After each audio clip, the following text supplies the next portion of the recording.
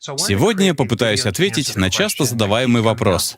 Может ли Bulletproof кофе помешать аутофагии? У меня уже есть видео о том, помешает ли он вхождению в кетоз и пребыванию в нем. А теперь поговорим об аутофагии. Аутофагия — это потрясающее состояние, когда вы воздерживаетесь от еды, и тело начинает восстанавливаться, начинает перерабатывать поврежденные белки, микробы в организме, а также вирусы и кандиду. Организм начинает вычищать все это, и потребность в витаминах и питательных веществах заметно снижается, потому что тело входит в режим переработки вторсырья и действует очень эффективно. Когда наши тела создавались десятки тысяч лет назад, частые приемы пищи не были частью задумки. И в нас заложен отличный механизм выживания, который во многих случаях нас выручает. Клетки, так сказать, похожи на самоочищающиеся печи. Что же помешает аутофагии? В верхней строчке списка — глюкоза, белок и кортизол. Откуда он берется? Виной всему стресс. Понимаете? Стресс заблокирует аутофагию на раз-два. Но стресс — это, конечно, не про вас, я о ваших знакомых. Прием пищи остановит аутофагию.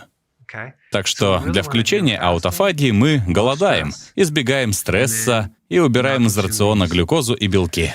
Жир оказывает наименьшее воздействие на инсулин, и это радует. Давайте приведу пример. Вы пьете Bulletproof кофе, добавляете кокосовое масло, масло MCT или даже сливочное. И не просто добавляете, а прямо много. Скажем, к примеру, калорий на 300-400. Да, это помешает аутофагии. Процесс просто остановится. Но если добавить немного, скажем, столовую ложку сливочного масла или столовую ложку масла MCT, это может слегка затормозить процесс аутофагии, но вряд ли значительно. Если же добавлять маложирные сливки, то помните, в них 1% углеводов и чуть меньше 1% белка. То есть речь идет уже об углеводах, тогда как в этих маслах углеводов нет. В принципе, можно добавить совсем немного масла MCT, и это будет, так сказать, идеальная пропорция.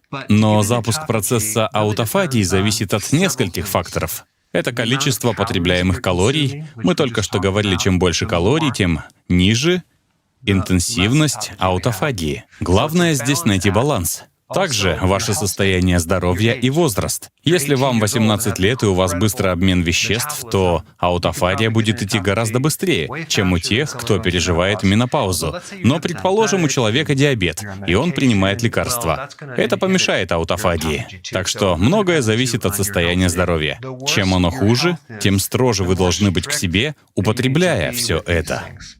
При крепком здоровье вам многое может сойти с рук. То же самое при быстром метаболизме. Если вы тренируетесь, то это поможет, ведь упражнения запускают процесс аутофагии, потому что вы вгоняете себя в стрессовое состояние и при этом еще и голодаете. От этого аутофагия только ускоряется. Но не забывайте о восстановлении, слишком высокий кортизол нам не нужен. А его уровень повышается от стресса из-за физических нагрузок. То, насколько долгие у вас интервалы голодания, тоже имеет значение. К примеру, вы едите 1 раз в день. И это здорово, у вас остается много часов для запуска аутофагии. Я бы сказал, на запуск аутофагии у вас уйдет часов 18, может, 16. Может, чуть больше. Точно сказать сложно. Я говорю о 18 часах. Это грубая оценка, каким должен быть интервал голодания. Скажем, к примеру, вы выдерживаете точно 18 или 17 часов без еды и употребляете все это. Что ж, пользы от аутофагии, вероятно, будет меньше, чем если бы вы выдерживали, допустим, интервал голодания в 20 часов, плюс 4-часовое окно на еду. Как видите, простого ответа нет. Надо учитывать все эти факторы и реально оценивать ситуацию. Чем дольше интервал голодания, тем лучше. А еще важен уровень инсулина, поскольку инсулин тоже останавливает аутофагию. То есть вы можете сказать: «Я больше не употребляю углеводы», но у вас может быть инсулинорезистентность. А инсулинорезистентность приводит к тому, что ваше тело вырабатывает еще больше инсулина, в 5-7 раз больше. Лишний инсулин не дает получить всю возможную пользу аутофагии. Именно поэтому плюсы аутофагии, например, долголетие, здоровая кожа, омоложение становятся видны спустя какое-то время после соблюдения здорового кето и интервального голодания, потому что это как бы фундамент для лучшей работы организма и значительного снижения уровня инсулина, понимаете? Так что все дело в правильном балансе. Не стоит также забывать о гормоне ГИП. Он вырабатывается клетками тонкой кишки. И вырабатывается он в ответ на прием пищи и усиливает действие инсулина. Так что важно не только избегать потребления углеводов, но и держать количество калорий на низком уровне.